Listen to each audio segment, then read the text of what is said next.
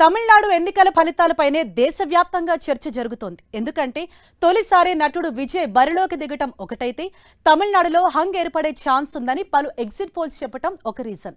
దీంతో ఇప్పుడు అందరి కళ్ళు తమిళనాడు ఎన్నికల ఫలితాలపైనే ఉన్నాయి.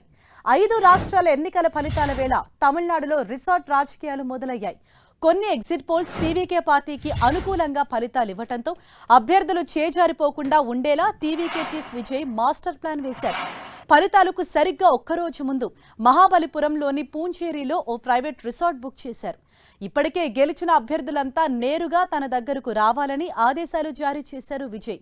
ఒకవేళ హంగ్ ఏర్పడితే టీవీకేనే తమిళనాడులో కింగ్ మేకర్ కానుంది.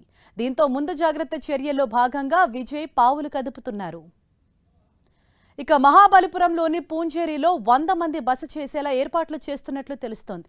గెలిచిన తర్వాత వెంటనే ఎమ్మెల్యేలంతా సంబరాలు చేసుకోవద్దని సూచించిన విజయ్ నేరుగా రిసార్ట్కు రావాలంటూ నేతలను ఆదేశించారు.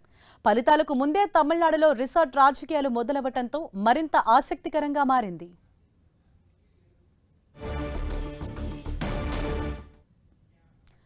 రైట్, తమిళనాడులో కౌంటింగ్ కు సంబంధించి మరిన్ని డీటెయిల్స్ తెలుసుకుందాం. మా ప్రతినిధి మురళి మనకు అందుబాటులో ఉన్నారు. రైట్ మురళి, ఈసారి తమిళనాడు పాలిటిక్స్ అన్నవి కూడా దేశవ్యాప్తంగా హాట్ టాపిక్ గా మారింది. దానికి రీజన్ కూడా మనకు తెలుసు. తొలిసారి విజయ్ బరిలోకి దిగారు. సో ఆ రిజల్ట్ ఏ విధంగా ఉంటుందన్న ఒక ఉత్కంఠ అయితే నెలకొని ఉంది. మరి ఎగ్జిట్ పోల్స్ అంచనాలు ఏం చెబుతున్నాయి? ఓవరాల్ గా ఏం జరగబోతోంది తమిళనాడులో?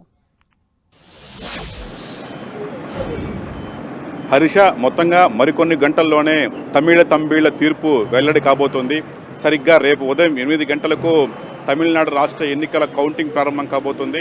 మొత్తం 234 అసెంబ్లీ స్థానాలకు గాను గత డిసెంబర్ 23వ తేదీన ప్రశాంతంగా ఎన్నికలు ఏప్రిల్ 23వ తేదీన ప్రశాంత ఎన్నికలు జరిగిన సంగతి కూడా తెలిసిందే. ఈ నేపథ్యంలో పెద్ద ఎత్తున ఈవేళ రేపటి కౌంటింగ్ సంబంధించి అన్ని రకాల ఏర్పాట్లు కూడా పూర్తి చేయడం జరిగింది.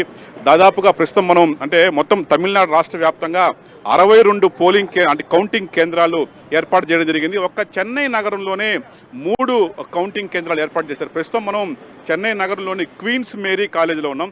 నిజానికి ఇక్కడ దాదాపు కొన్ని అసెంబ్లీ సెగ్మెంట్ మొత్తం ఒక చెన్నై నగరంలోనే 16 అసెంబ్లీ సెగ్మెంట్లు ఉన్నాయి. ఈ చెన్నై మహానగరంలోనే ఈ 16 అసెంబ్లీ సెగ్మెంట్లకు సంబంధించి మొత్తం 3 చోట్ల కౌంటింగ్ ఏర్పాటు చేశారు. రేపు ఇక్కడ క్వీన్స్ మేరీ కాలేజీలో ప్రధానంగా ఆర్కే నగర్ కావచ్చు, తిరువానగర్ కావచ్చు, రాయపురం కావచ్చు, హార్బర్, మరికొన్ని అసెంబ్లీ సెగ్మెంట్లకు సంబంధించిన కౌంటింగ్ ఇక్కడ కొనసాగబోతోంది. మొత్తంగా మరికొన్ని గంటల్లోనే కౌంటింగ్ ప్రారంభం నేపథ్యంలో తమిళ రాజకీయాలు ఒక్కసారిగా ఆసక్తి కలిగిస్తున్నాయి.